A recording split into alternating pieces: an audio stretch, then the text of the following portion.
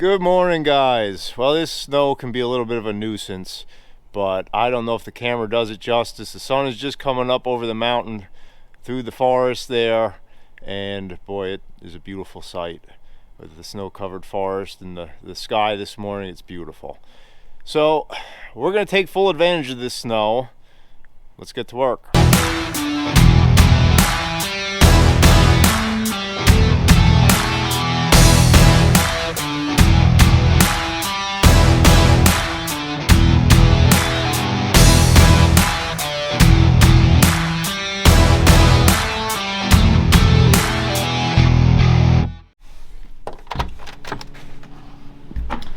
So what are we working on this morning? Well, I'm going to show you in a minute. First thing I got to do is change my boots because we got to do a little bit of off-roading. And I don't want to get my feet wet. The fella's going to get a workout this morning. Trudging through this stuff. I think I got to plow myself a path down here. So what are we working on today? Well, we got two different projects to do. Our first goal is to not set anything on fire. Actually, that's a goal every day here, and we got a 99.9% success rate. Don't ask me about the one time I almost burned my shop down. That was a bad day, but we didn't. And that should do. So, I got some cardboard, got a torch. I'm gonna have to lug some more cardboard down here. First thing, I'm taking advantage of this snow. I've been wanting to do this for a while. Been waiting for the conditions to be right. I got some burning to do. See that? That's about 12 foot high. And there's a big long line of them. This stuff is the edging strips that come off my straight line rip saw when I make flooring. So you can see here, I don't want this thing to come crashing down on me, but they're just thin strips, 1/16 of an inch, 1/4 inch. And what I'm doing as I'm making flooring, I have to straighten all the boards out as they come out of the kiln and cut them to dimension. So you end up with all these little rip strips. Now, if you guys been watching, you know, sorry, I must be out of shape. That's about 100 yards through that snow. Trying to talk on a camera wins you. Anyway, lost my train of thought. So this stuff, I'm constantly making these strips, and I always try to find use for my waste. My sawdust I sell, the sawmill slabs I sell. I've tried to find markets for this stuff. I just can't find a good market. Every once in a while I'll have a guy come and take some for kindling. Well, one of these bundles here is kindling for a year for the average person using a wood stove. It does make excellent kindling, as you're about to see. Once you get a fire with this stuff, it starts quick and burns hot and makes a nice fire. But realistically, the amount I produce is more, you know, I'd need 1,000 people coming in here and buying kindling wood, and that probably would be more of a hassle than what it's worth. I've tried running them through the chipper and making chips out of them. The problem is that's so labor intensive because to feed all these little strips, it just, you get way more into it than what it's worth. So I don't have a good use for them. So I stack them up here along the wood line down below the mill. And I've been waiting for the conditions to be right now. We got all this snow yesterday. There's no risk of fire. We've got a couple inches of rain coming tomorrow, which is going to make an absolute mess. So I want to get this done now. So fire's no concern to me. We're in an open field here is where I'm going to burn them. So it's really all I can do with them. If anybody out there has a use for this, if you're interested, if you have any suggestions, I'm all ears. But to date, I have not found anything good to do with these little tiny strips. I mean, they're too thin for any kind of projects I know. Even like stakes for the garden or something like that, you might be able to pick out one here or there, but it's just not really practical for anything other than some kind of waste use, grinding or something like that. So that's what we're going to do. We're going to work on getting this pile knocked down because I'm running out of room here. So I'll be happy to free up some space so we can keep working.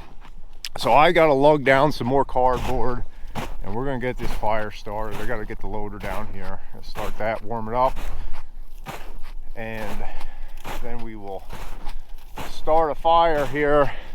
And once we get that going, we're going into the warm shop. I got the heat on, and we're gonna do some work on the truck. So those are my goals for the day. We'll see what we get done.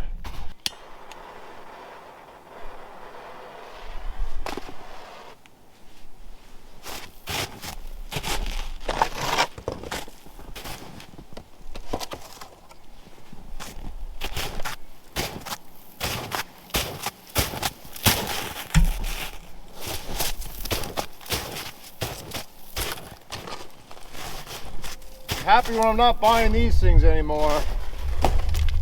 Diapers are getting pretty expensive.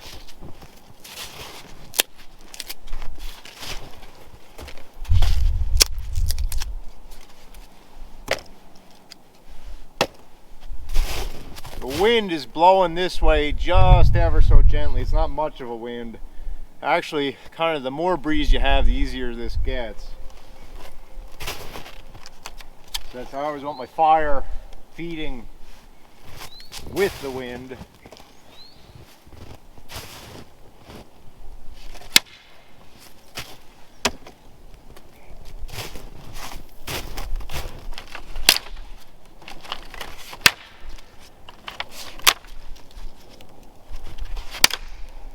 You see how easy this would be to make kindling for a wood stove.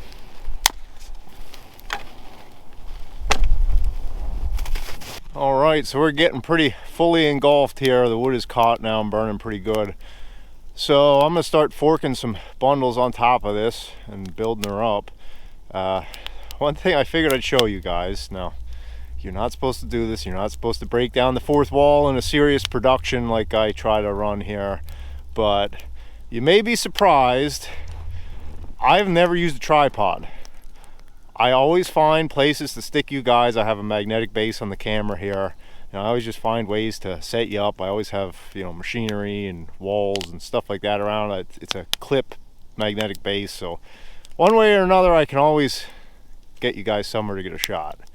Well, we just passed 1,000 subscribers a little while ago, and I thought to myself, you know, starting to get somewhere with this channel. Seems people are liking the videos I'm putting out, so it's time to invest in some higher quality equipment, up the production value a little bit.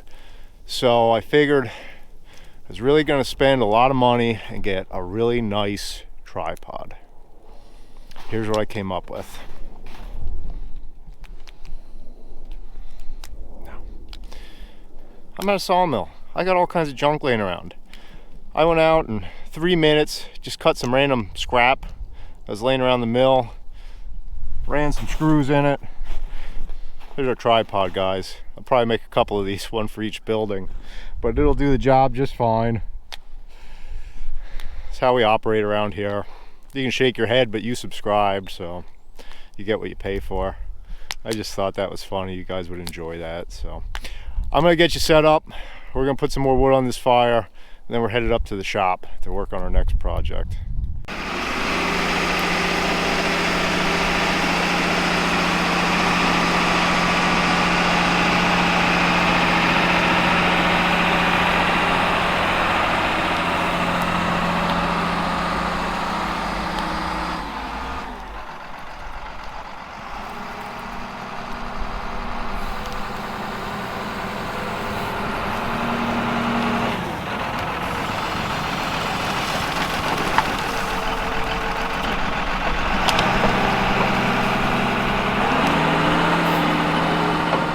So we're back up at the shop. I can clearly see that fire from out the shop door here, so no worries about me lighting a big fire and walking away from it. I'm gonna keep eyes on it here every couple minutes. As I said, I am very confident there's nowhere it could go. That's why I waited till today to do it. So what's our next project? Well, I put this in here before the snowstorm because it's just one less thing I need to clean off after the snow. And I got to thinking, while it's in here, it's been needing some work, so might as well just tackle that. Now, we're in pretty tight quarters here because I got some other stuff in this building, so it just barely fit in here. And once I open the hood, it's going to be very tight. But pop this open here. Yeah. Yikes. So I have to get a light in here.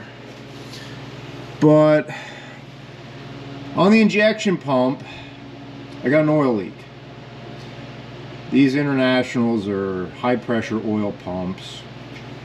And I've had the seal kit sitting on my workbench here for a couple months and never took the time to do it. But somewhere on the back side of the pump, it leaks oil when you first start it up and it's cold. And then when the engine comes up to temperature, it stops leaking. So something must be expanding and sealing. But when it's cold, it leaks, leaves a puddle of engine oil on the ground. So I don't really know what I'm getting into here, but I did watch a video on YouTube, so you know that should work. So I'm gonna get some light in here, get cleaned up, get a better idea of what I'm tackling, and we're gonna see if we can pull this pump off and change the seal out. Should be a real fun job. So I shed some light on the subject, I cleaned it up a little bit. I think I'm about ready to dive into this. I wanted to show you guys now I got some light in there. It's leaking oil down the side of the motor. And I'm gonna be honest with you, I was a little bit worried because when this started leaking, you know, the chief mechanic around here does all the maintenance, had this brilliant idea. I just hit it with a little bit of seal all, maybe that'll be enough to stop it. And I thought, boy, now I gotta take that off. I hope that seal all doesn't make the job tough. Well, when I hit it with some brake cleaner, started rubbing on it, it all came off like a snake skin. So that obviously wasn't doing anything. Sometimes this stuff works, most of the time, well, you just got to do it the right way. So I don't claim to be a diesel mechanic, I just moonlight as one. I try to do as much of my own work around here as I can because, well, these repair bills will eat you up. So I got the tools, might as well try to get it done. Doesn't look overly complicated. This isn't going to be a how-to video. Hopefully it doesn't turn into a how not to video. I'm gonna set you guys up. I'm gonna start working on it. I gotta pop 2 fuel lines, take this one out completely, a line there, and then this pump is just held on by 2 bolts. So I'm gonna set you up. I'm probably gonna time lapse it for everybody's sake. I'm gonna put on some music here, and unfortunately I can't let you listen along with me. It's copyright laws. So let's get to work.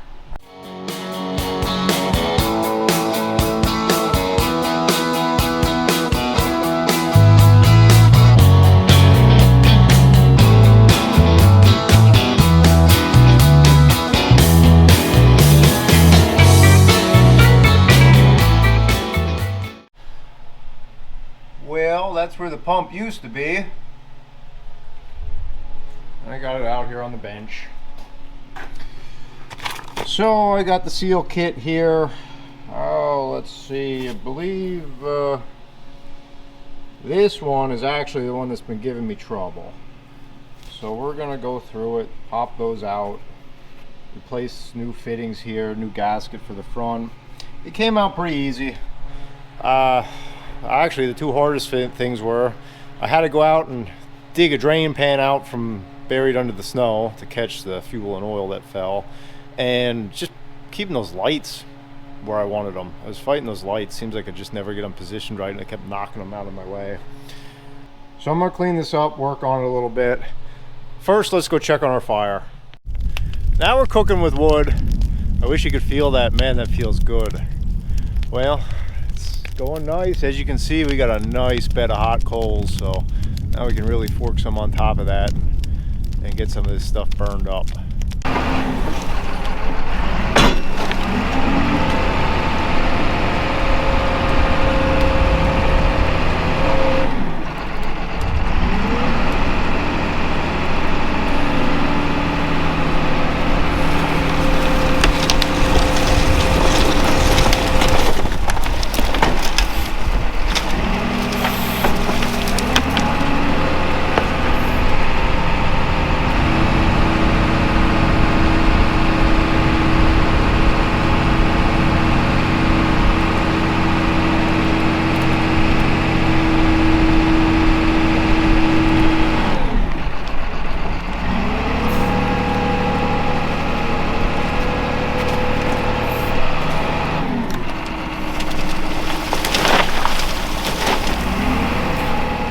So I got this unit clamped in the vise. I got 3 fittings to take out and replace.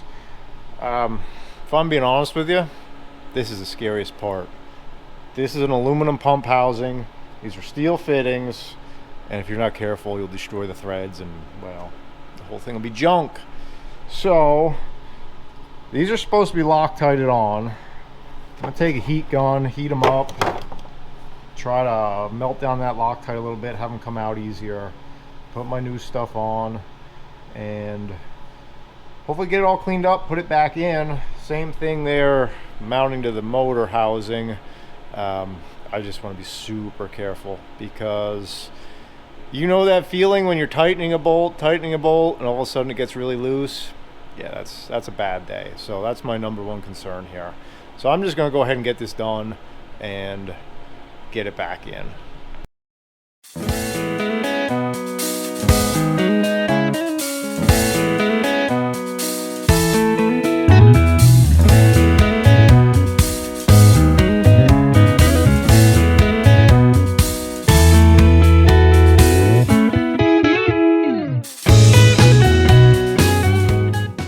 Well, I had to walk away from that truck for a couple minutes. Things were going real well right up until they weren't. I put the pump back in, fought to get the 2 bolts started, was putting them in. Remember that part I said about getting tight, right up until they loosen up? In other words, stripping the threads out. Yeah, well, what I had forgot to mention to you guys, when I took that out, I was very surprised how loose that bottom bolt was. It took almost nothing to break that bolt free. And I didn't like that. I was actually going to comment. I forgot to say anything about it. Well, I started putting that in, and it was going in way too easy. And it eventually just gave up, stripped out. And putting this all together now, I know exactly what happened. I had some work done on that truck at an international dealer. It was quite a while back, and they had to pull the pump to do the work. And it wasn't that far after that this thing started leaking oil. Well, put 2 and 2 together. I think the mechanic probably stripped it, thought, oh crap, we'll just put that back in there and send her down the road, and I'm not going to take responsibility for that. And well, this is where we're at. So I pulled the pump back out. I'm going to fix it the right way. I'm going to drill it, tap it, put it in a helicoil. It's going to be a process, more than I want to get into in this video. I don't know if I'm going to film it or not. It depends. I'm not a guy that gets angry. You'll never see me yell and carry on. I get frustrated though, and right now I'm very frustrated. So I'm gonna stand by this fire a little bit and probably go have some lunch and then regroup from there and make up a game plan. I might film it, I might not. I might just want to be a guy with his thoughts, because there might be some choice words get said. We'll see. So you might see more of that. At any case, we're going to get the truck up and running one way or another. But I'm going to end this here. Got the fire going real nice. I'm going to keep throwing some stuff on this all day. So this at least is going to plan. So thanks for watching, guys. I'll catch you next time.